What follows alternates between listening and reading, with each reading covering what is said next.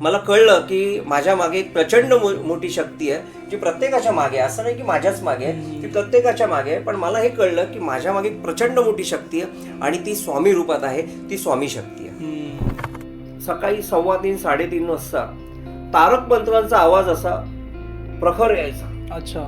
तारक मंत्रांचा आवाज असा मला ऐकू यायचा, खिडकीतून यायचा.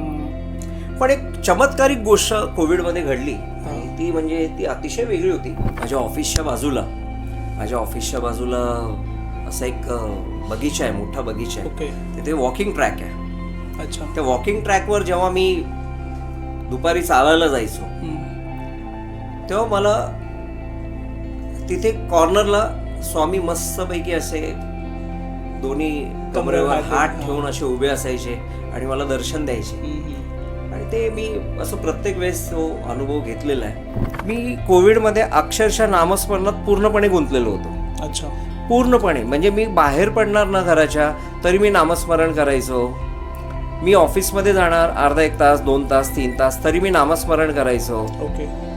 त्याच्यानंतर मी जेवायला बसण्याच्या अगोदर माझं म्हणजे एक प्रचंड मोठा वेळ होता कोविडमध्ये आणि तो वेळ जो आहे ना तो मी पूर्णपणे नामस्मरणासाठी दिला. ओके.